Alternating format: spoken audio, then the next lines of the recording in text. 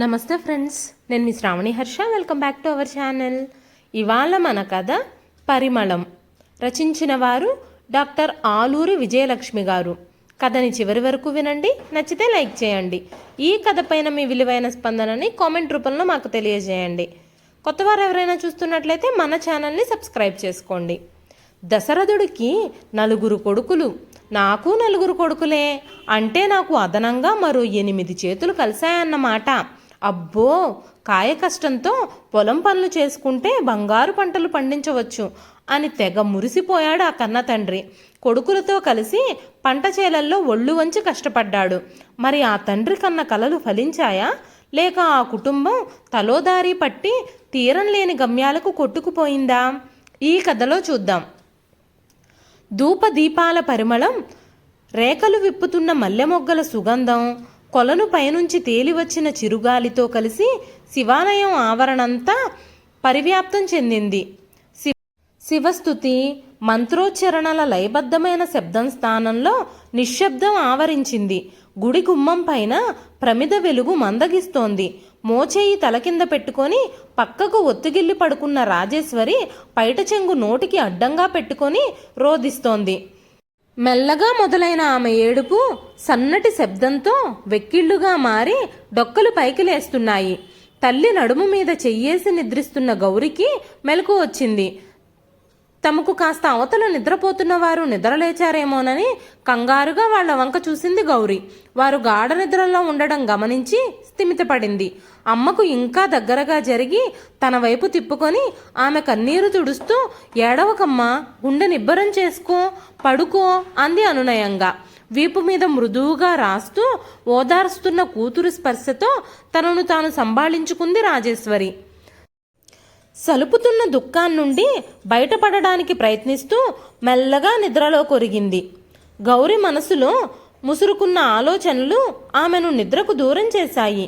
15 ఏళ్ల వయసులో రఘురామయ్యను పెళ్లి చేసుకొని కాపురానికి వచ్చిన రాజేశ్వరి అత్తమామలు, మరుదులు, ఆడపడుచుల పట్ల చూపే ఆదరాభిమానాలు ఆమెను అత్తింటి వారికి అభిమాన పాత్రురాల్ని చేశాయి.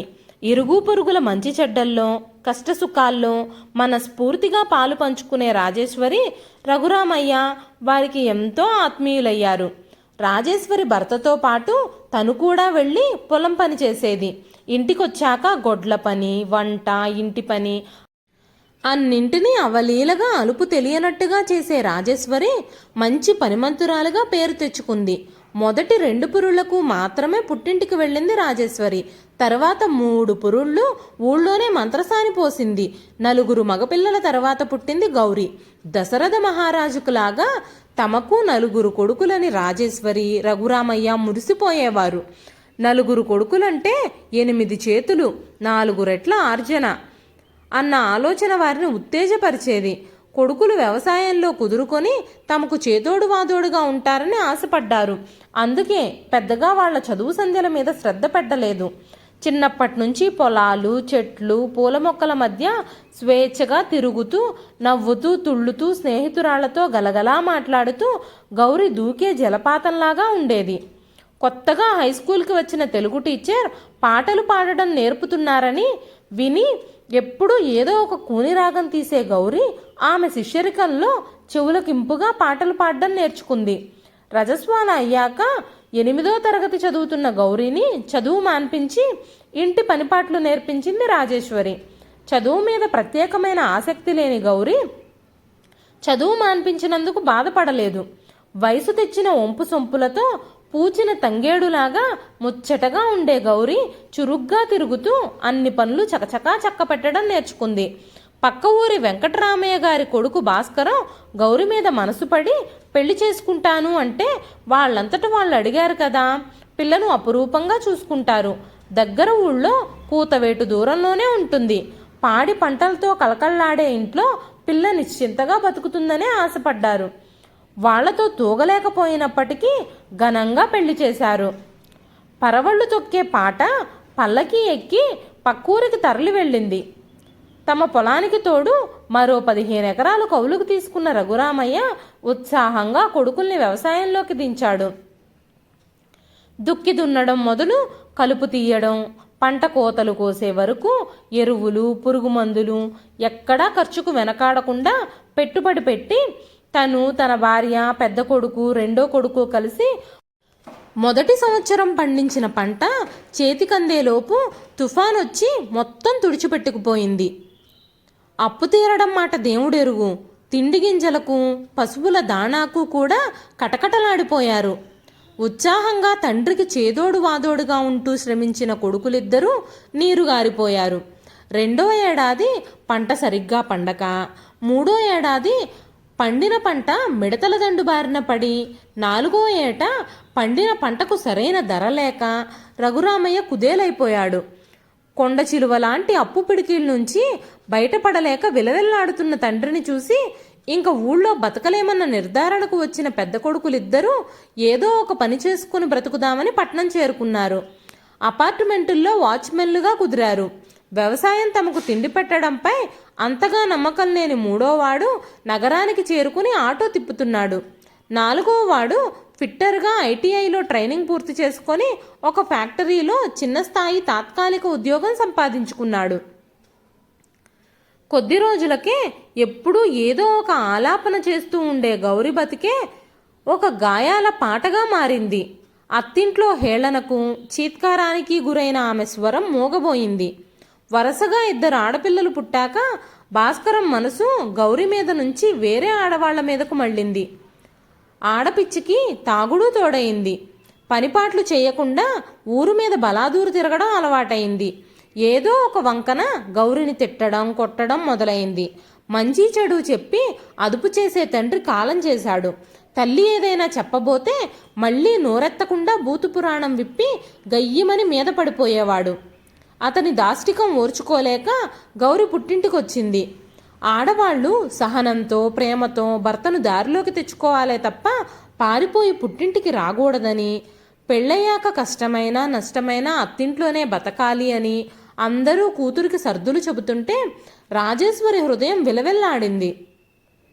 తల్లికి తన ఒంటి మీద గాయాలు చూపించి తట్టుకోలేకపోతున్నానమ్మా, ఓర్పుగా ఉండడానికే ప్రయత్నించా, ఓర్చుకున్నా. తాగొచ్చి వాగుతుంటే ఎందుకులే ఈయనతో అని ఎదురు మాట్లాడకుండా ఉంటే, నేను మాట్లాడుతుంటే నీకు లెక్కలేదంటే అంటూ తంతాడు. ఏమన్నా ఎదురు మాట్లాడితే నీకు కొవ్వెక్కిందే, మొగుడికే ఎదురు తిరుగుతావా అని చావచితక్ కొడతాడు. ఎంతకని ఎన్నాళ్ళని ఓర్చుకోనమ్మా. కూలీనాలీ చేసి నేను తెచ్చిన డబ్బుల్ని కూడా ఊడబెరుక్కుని తాగొస్తాడు. ఎన్నాళ్ళని పిల్లల్ని పస్తు పెట్టను, రోజుల తరబడి కూడు తినకుండా నేనెట్లా బతికేది అంటూ జాలిగా ఏడ్చిన గౌరిని తన రెక్కల కింద పొదువుకోవాలని ఎంత ఆరాటపడినప్పటికీ ఇంట్లో మొగాళ్లకు, బయట జనాల నోళ్లకు భయపడి మౌనంగా ఉండిపోయింది రాజేశ్వరి. బలికి సిద్ధమయ్యే మేకలాగా భర్త దగ్గరకు వెళ్లిన గౌరి 6 నెలలు గడవకముందే ఛిద్రమైన మనసు, చితికిన శరీరంతో పిల్లల్ని తీసుకొని తిరిగొచ్చేసింది. తమ పంచను చేరిన బిడ్డను మళ్లీ బలిపీఠం ఎక్కించడానికి ఆమె తల్లిదండ్రులకు మనస్సు రాలేదు. ఇప్పుడు కూతురు కాపురం ఇట్లా కూలిపోయిందే అనే దిగులు కంటే 2 ఆడపిల్లల్ని ఎట్లా పెంచి పెద్ద చేయడం అనే భయం వారిని ముంచెత్తింది. అమ్మా, 1 సంవత్సరం నా పిల్లలకింత తిండి పెట్టి కాపాడు. కనకరాజు గారమ్మాయి మైథిలి గారు హైదరాబాదులో పని చూపిస్తానన్నారు. మీకు ఎక్కువ కాలం భారం పెట్టను. ఈ 1 సాయం చేయమ్మా. తమ అసహాయ స్థితిని గమనించి దీనంగా ప్రాధేయపడుతున్న కూతుర్ని అక్కున చేర్చుకొని, దీని బతికిట్లా అయిపోయిందేంట్రా దేవుడా అని వలవలా ఏడ్చింది రాజేశ్వరి. ఇంకా బలవంతం చేసి మళ్ళీ ఆ తాగుబోతాడి దగ్గరకు పంపిస్తే వాడి ఆగడాలు భరించలేక గౌరి ఎప్పుడు ఏ అఘాయిత్యం చేసుకుంటుందోననే బెదురు ఓ పక్కన పీడిస్తుంది రాజేశ్వరికి. తాగుడు కోసం, ఆడవాళ్ల కోసం ఉన్న ఆస్తులు కరగబెడుతున్న అల్లుణ్ణి మందలించి మంచిదారిన పెట్టడానికి ప్రయత్నించి భంగపడడం ఇదివరకే పూర్తయిపోయింది. అతగాడిలో మార్పు వస్తుందని, భార్యాపిల్లల్ని చూసుకుంటాడనే ఆశ ఎప్పుడో అడుగంటిపోయింది. తమ పరిస్థితి కూడా నానాటికి తీసుకట్టయిపోయింది. కూతుర్ని, ఆమె పిల్లల్ని ఇంట్లో పెట్టుకొని ఎల్లకాలం పోషించే శక్తి లేని తమకు ఆమెను ఆపే తాహతు, అర్హత లేదని గుర్తించిన రాజేశ్వరి, రఘురామయ్య ఇల్లు దాటి అడుగు బయట పెట్టిన తరువాత వయసులో ఉన్న కూతురు మీద ఎలాంటి నిందలు వేస్తారో, ఎవరు ఏమనుకుంటారో అనే భయం ఉన్నప్పటికీ అయిష్టంగానే కూతురు ప్రతిపాదనకు ఒప్పుకున్నారు. అయితే గౌరీ అన్నలు అందుకు అంత సులభంగా ఒప్పుకోలేదు. కాపురం కూలదోసుకొని ఇల్లు విడిచి బయటకు రావటం ఏమిటి అన్నారు. తమ ఇంటి ఆడపడుచు ఎక్కడో పట్నంలో ఇళ్లల్లో పనిచేస్తూ ఒంటరిగా బ్రతుకుతానంటే తమ పరువేం కావాలి అన్నారు. నేను ఒట్టి పుణ్యానికి కండ కావరం ఎక్కి కాపురం కూలదోసుకున్నానా? వేరే ఏ దారి లేక నేను నా పిల్లలు బతకడానికి ఈ దారి ఎంచుకున్నాం. పరువు అంటున్నారు. పిరికిగా చావడం, అడ్డగోలు పనులు చేసి బ్రతకడం పరువు తక్కువేమో గాని కష్టపడి బతకడం పరువు తక్కువ పని కాదు. నాకు చదువు లేదు, మీరు కట్టబెట్టిన ఆస్తిపాస్తులు లేవు. అయినా నా రెక్కల మీద నాకు నమ్మకం ఉంది. నా రెక్కల కష్టంతో నేను బతుకుతాను, నా పిల్లల్ని బతికించుకుంటాను రోషంగా అంది గౌరీ. పెద్దన్నయ్య భార్య సుమతి, రెండో అన్నయ్య భార్య రమ్య తాము కాపలా ఉంటున్న అపార్ట్మెంట్ల్లో వంట పని, ఇంటి పనులు చేసుకోవడం వల్లే వారి కుటుంబాలు కొంతలో కొంత లోటు లేకుండా నడుస్తున్నాయని గౌరీకి తెలుసు. వారు వేరే వాళ్ల ఇళ్లల్లో పనిచేస్తే పోని పరువు తను పనిచేస్తే ఎలా పోతుందో గౌరికి అర్థం కాలేదు. భర్త తిట్టినా, కొట్టినా, చంపినా అతని దగ్గరే ఉండాలని తీర్పిస్తున్నారా తన అన్నలు? వాళ్లకు భారం కాకుండా తన బ్రతుకేదో తను బ్రతకాలనుకుంటున్నా తన తోడబుట్టిన వాళ్ళు ఆసరాగా ఉండాల్సింది పోయి ఇలా పరువు పేరుతో తన బతుకును కృంగదీయొచ్చా? పెళ్ళుబుకుతున్న దుఃఖాన్ని అదుపు చేసుకుంటూ చీర చెంగుతో కళ్ళు తుడుచుకుంది గౌరీ. ఊరికి దూరంగా వెళ్లి బ్రతకాలని గౌరీ నిశ్చయించుకున్న సంగతి చూచాయిగా తెలిసిన ఆమె భర్త వెళ్లడానికి వీల్లేదని పెద్ద రాద్ధాంతం చేశాడు. ఇంటికి రాకపోతే నరికి పారేస్తానని వీరంగం వేశాడు. అతనెంత గింజుకున్నా గాని గౌరీ మౌనంగా ఉండిపోయింది. ఆమె మౌనం అతన్ని మరింత రెచ్చగొట్టింది. జుట్టు పట్టుకుని లాగి గోడకేసి కొట్టి చావచితక బాదాడు. ఆమె ఒంటికి తగిలిన గాయాలు ఆమె నిర్ణయాన్ని మరింత దృఢపరిచాయి. మైథిలితో కలిసి హైదరాబాద్ వెళ్ళింది గౌరీ. మైథిలి ఆమెకు తన ఇంట్లో ఆశ్రయం ఇచ్చింది. తమ ఇంట్లో పనితో పాటు మరో 3 అపార్ట్మెంట్లలో పని ఇప్పించింది. ఎంతో పొందికగా, శుభ్రంగా, అణుకువగా పనిచేస్తూ అందరి అభిమానం చొరగొంది గౌరీ. ఆమె పనితీరు తెలుసుకొని మరో 2 ఇళ్ల వాళ్ళు కూడా పనిచ్చారు. తెల్లవారుజామున 4 గంటలకే మైథిలి ఇంట్లో పని మొదలు పెట్టేది గౌరీ. చీకటి పడేదాకా ఎక్కడో ఒక చోట పనిచేస్తూనే ఉండేది.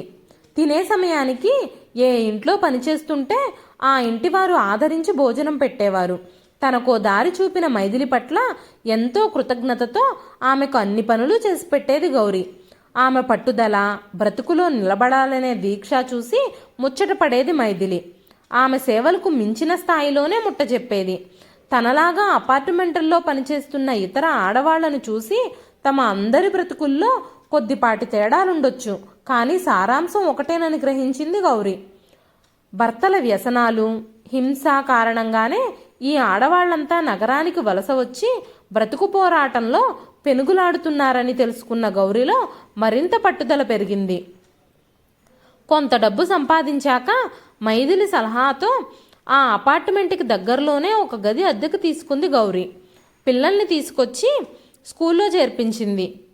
బాణం సంధించే అర్జునుడి దృష్టి పక్షి కన్ను మీదే ఉన్నట్టు గౌరీ దృష్టి తన బిడ్డల బంగారు భవిష్యత్తు మీదే కేంద్రీకరించింది.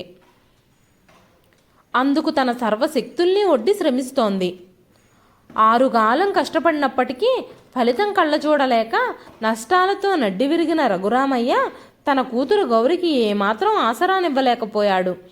అల్లుడు, అతనితో పాటు ఊళ్ళో మరికొందరు తిని కూర్చొని తిన్నది అరక్క గౌరి శీలం మీద వేసే నిందలు గౌరికి చేరకుండా తల్లిదండ్రులు దాచినప్పటికీ ఎప్పుడో ఒకప్పుడు ఆమె చెవిన పడకుండా ఉండేవి కావు. వాటిని విని తాత్కాలికంగా బాధపడినప్పటికీ ఆమె మరింత దృఢంగా తయారయ్యేది. ఎప్పుడో మరీ అవసరమైతే తప్ప ఊరుకు వెళ్లేది కాదు గౌరీ. వెళ్ళినప్పుడు తన ఎదుట గాని తన పరోక్షంలో గాని తన గురించి ఇతరులు మాట్లాడే అవాకులు చవాకులు లెక్క చేయకుండా బ్రతకగల నేర్పరితనం సంపాదించుకుంది. నగరంలో వేరువేరు ప్రాంతాల్లో బ్రతుకుతున్న అన్నలు ఎప్పుడూ తోడబుట్టిందాన్ని పిలిచి ఒక్క పూట అన్నం పెట్టి ఆదరించలేదు. చీరసారెలు పెట్టకపోతే మానే, కనీసం ఎలా బ్రతుకుతున్నావు అని ఆప్యాయంగా పలకరించిన పాపాన పోలేదు. అది తలుచుకుంటే ఒక్కోసారి గౌరి మనసు చివుక్కుమనిపించేది. అంతలోనే సర్దుకునేది. తను బాధతో కన్నీళ్లు పెట్టుకుంటే అన్నలకెక్కడ అశుభం కలుగుతుందోనని తల్లడిల్లిపోయేది. కళ్ళు తుడుచుకునేది. బ్రతుకులో నిటారుగా నిలబడాలనే దీక్ష, జీవనోత్సాహం ముందు గౌరీకి మిగతావన్నీ అప్రధానమయ్యాయి. ఒంటరిగా ఉన్న ఆడదంటే ఉండే చులకనతో తనను లొంగదీసుకోవాలని ప్రయత్నించిన వారి నుంచి నేర్పుగా తప్పించుకొని నిప్పులా బ్రతుకుతున్న గౌరీ తన బ్రతుకు గురించి పెద్దగా బెంగపడడం లేదు. కానీ సరైన తిండి, బట్టలు, నగలు లేకపోయినప్పటికీ తొలి యవ్వనపు మెరుపులతో ముచ్చట గొలిపే కుమార్తెలిద్దరినీ ఎటు నుంచి ఏ ప్రమాదము చుట్టుముట్టకుండా కాపాడుకోవాలని ఆరాటపడేది. పిల్లల్ని కుదురుగా ఉండనివ్వని అనేక ఆకర్షణలు, చెడిపోవటానికి బోలెడు దారులు ఉన్న ఈ నగరంలో ఎదుగుతున్న తన కూతుళ్ళిద్దరూ ఎలాంటి వాళ్లతో సావాసాలు చేస్తారో, ఎటువంటి ఆకర్షణలకు లొంగిపోతారో, చదువు సందులు మానేసి ఎక్కడ పక్కదారులు పట్టి బతుకు బుగ్గిపాలు చేసుకుంటారోనని బెంగటిల్లిపోయేది. ఏ దుర్మార్గుడు ఎటువైపు నుంచి దాడి చేసి హాని చేస్తాడోనని భీతిల్లేది. వాళ్లకు బాధ్యతగా తిన్నగా బతకడంలోని మంచితనం గురించి చెప్పాలని తహతహలాడేది. కానీ చదువు, ప్రపంచ జ్ఞానం అంతగా లేని తను వాళ్లకు సక్రమంగా ఏం చెప్పగలుగుతుంది అని అనుమానపడేది. తన బిడ్డలు నలుగురిలోనూ మర్యాదగా అందరి మెప్పు పొందేలా బతికే అవకాశం కోసం తను పడుతున్న ఈ కష్టం ఫలిస్తుందో లేదో అని ఆదుర్దాపడేది. పెద్ద కూతురు రేణుక తల్లి లక్ష్యాన్ని అర్థం చేసుకుని శ్రద్ధగా చదువుకోవడమే కాక పొద్దున సాయంకాలం ట్యూషన్లు చెప్తూ కొంత సంపాదిస్తోంది. చిన్నపిల్ల మీనాకు అలంకరణ మీద మోజు. సినిమా హీరోయిన్లలాగా అందంగా తయారవ్వాలనే తహతహ. ఖరీదైన జీవితం పట్ల తన రెండో కూతురుకున్న ఆకర్షణ గౌరికి భయం కలిగించేది. తళుకుల ప్రపంచపు పాకుడు రాళ్లపై మీనా బ్రతుకు జారిపోతుందేమోనని ఆదుర్దా పడేది. గౌరవంగా రాజమార్గంలో బ్రతకడానికి మెరుగైన సాధనం చదువేనని పదే పదే కూతురికి నచ్చచెప్పేది. ఇలా బ్రతుకు పోరాటంలో ఉన్న గౌరికి తండ్రి చనిపోయాడన్న వార్త తెలిసి కన్నీరు మున్నీరయింది. కడసారి తండ్రిని చూడడానికి పిల్లల్ని తీసుకుని ఊరికి వెళ్ళింది. తండ్రి కాళ్ళ దగ్గర కూర్చుని బోరున ఏడ్చింది. 2 సంవత్సరాల క్రితం తాగి ఆ తాగుడికే బలైపోయిన భర్త శవాన్ని చూసి నిర్లిప్తంగా కూర్చుండిపోయిన గౌరి తన బాల్యంలో తండ్రి పడిన కష్టం, అతడి తపన, ఎదుర్కొన్న నష్టాల్ని తలుచుకొని పొగిలి పొగిలి ఏడ్చింది. దాదాపుగా 50 ఏళ్ళు నాన్నతో కలిసి కష్టసుఖాలు పంచుకొని బ్రతికిన తల్లి ఒంటరి పక్షిలా విలవిల్లాడుతుంటే ఆమెను కౌగిలించుకొని ఓదారుస్తూ తన జీవితాన్ని తడిమి చూసుకుంది గౌరి. ధారాపాతంగా కారుతున్న కన్నీటిని అదుపు చేసుకుంది. ఏ ఆసరా లేని తనకు నాన్న ఉన్నాడన్న భరోసా కూడా లేకుండా పోయిందని బెంగపడింది. తండ్రి దహన సంస్కారం ముగియగానే అన్నలందరూ 10వ రోజు దినమయ్యేదాకా ఆగలేదు. యజమానులు సెలవు ఇవ్వరంటూ పెదకర్మ రోజుకు మళ్లీ వస్తామని చెప్పి భార్యాపిల్లల్ని తీసుకుని వెళ్ళిపోయారు. కోడళ్లనైనా ఉంచి వెళ్ళమని అడిగింది రాజేశ్వరి. పిల్లలకి కష్టమవుతుంది అంటూ వాళ్లలా నిష్పూచీగా వెళ్ళిపోవడం చూసి నిర్ఘాంతపోయింది గౌరి.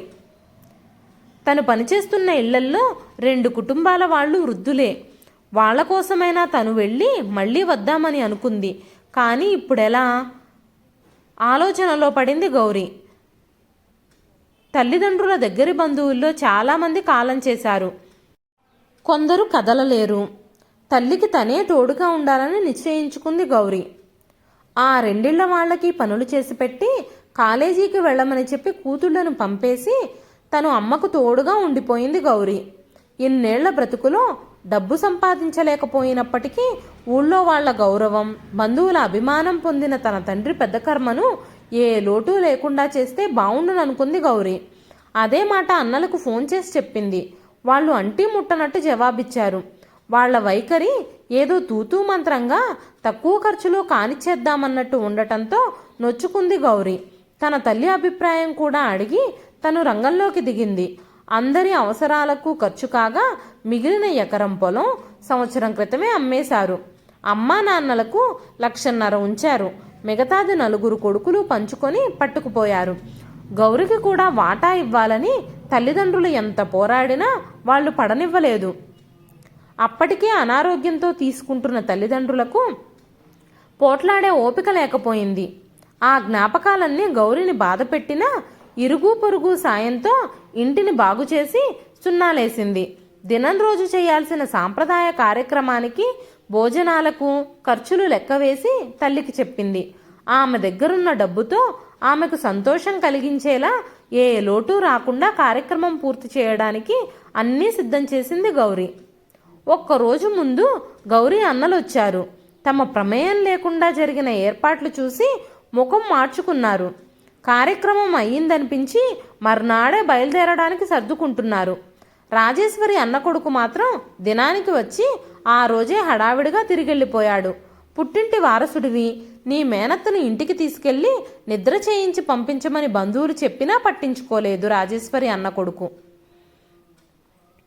తండ్రి పోయిన ఇంట్లో 6 నెలల వరకు ఉండకూడదు, అమ్మను మీతో తీసుకెళ్ళండ్రా అని పక్కింటి పిన్ని అన్నల వెంట పడితే ఆమె వంక చిరాగ్గా చూశారు. జవాబు దాటేశారు. ఉన్న డబ్బంతా దినానికే ఖర్చయిపోయినందుకు ముఖాలు ముటముటలాడించారు. ఇంటిని అమ్మకానికి పెట్టారు. ఈ లోపే గౌరి కూతురు రేణుక ఫోన్ చేసింది. చుట్టూ ఇళ్ళ వాళ్ళు నువ్వెప్పుడొస్తావని అడుగుతున్నారు, వెంటనే బయలుదేరిరా అని చెప్పింది. ఇక్కడ తల్లి భవిష్యత్తు ఏమిటో అన్నలు తేల్చి చెప్పకపోవటంతో గౌరి గుంజాటన పడిపోతుంది. శోకదేవతల ఓ మూల కూర్చున్న తల్లిని చూస్తుంటే గౌరి మనసు నీరైపోతుంది. కానీ తను వెళ్ళక తప్పదు. పొద్దుపోకముందే బయలుదేరాలి. ఎలా అని గౌరి ఒకవైపు మదన పడుతుంటే కన్నతల్లిని ఒంటరిగా వదిలేసిపోయేంత కసాయి వాళ్ళు కాదులే అన్నలు అని మరోవైపు మనసుకు సర్ది చెప్పుకుంటూ బయలుదేరింది గౌరి. బస్సు కోసం ఎదురు చూస్తున్న గౌరి మనసులో అలజడి. అమ్మను ఒకవేళ అన్నలు తీసుకెళ్ళకపోతే? దిక్కులేక తన తల్లి ఎంత క్షోభపడుతుందో. చేతిలో చిల్లిగవ్వ కూడా లేని అమ్మ ఎలా బ్రతుకుతుంది? పోనీ అమ్మను తను తీసుకెళితే? శివాలయంలో అమ్మతో నిద్ర చేయిస్తే ఏ కీడు జరగదన్న పంతులుగారి మాట గుర్తుకొచ్చింది.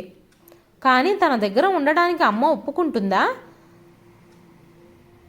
తండ్రి, తర్వాత భర్త, ఆ తర్వాత కొడుకులు అని నమ్మే తన తల్లి తన ఇంటికి వస్తుందా? దశరథ మహారాజులాగా నాకు 4 కొడుకులు అని తెగ మురిసిపోయిన అమ్మ తన ఇంటికి వస్తుందా? 4 కొడుకులకు చిన్నతనం అవుతుందేమోననే భయంతో తన వెంట రానని అనదు కదా. బడ్డీ కొట్టు దగ్గర బెంచి మీద కూర్చొని బస్సు కోసం ఎదురు చూస్తున్న గౌరి చివ్వున లేచి బ్యాగ్ తీసుకొని తల్లి దగ్గరకు బయలుదేరింది. ఆటోల్లో వెళ్ళిపోతున్న అన్నలు ఆమె చూపుల్ని తప్పించుకున్నారు. దుఃఖంతో కుమిలిపోతున్న తల్లిని సముదాయించింది గౌరి. నేను బ్రతికున్న నాళ్ళు నా పిల్లలతో పాటు నిన్ను నేను సాకుతానమ్మా, నాతో రామ్మా, కాదనకు అంటూ తల్లి ఒళ్ళో తలపెట్టి ఏడుస్తూ ప్రాధేయపడింది గౌరి. వెక్కిళ్లు పెడుతూనే కూతురు తలను ప్రేమగా నిమిరింది రాజేశ్వరి. అప్పుడే రాలిపడిన పారిజాతాల పరిమళం గౌరిని ఆలోచనల నుంచి బయటపడేశాయి. అప్పుడే తెలతెలవారుతోంది. 4 కొడుకులు తన్ని కష్టకాలంలో వదిలేసి తమ దారి తాము చూసుకున్న వైఖరి గుర్తొచ్చి భారంగా నిట్టూర్చింది రాజేశ్వరి. కూతురైన కొడుకులా తన బాధ్యత భారం నెత్తిమీద వేసుకున్న గౌరీతో కలిసి భారమైన హృదయంతో బయలుదేరింది రాజేశ్వరి. ఇదండి ఈరోజు కథ. ఈ కథ నచ్చితే ఒక్క లైక్ చేయండి. ఈ కథ పైన మీ విలువైన స్పందనని కామెంట్ రూపంలో మాకు తెలియజేయండి. మరెన్నో ఇలాంటి ఇంట్రెస్టింగ్ కథల కోసం మన ఛానల్ని సబ్స్క్రైబ్ చేసుకోండి. మరొక మంచి కథతో మళ్ళీ కలుస్తానండి. అంతవరకు సెలవు.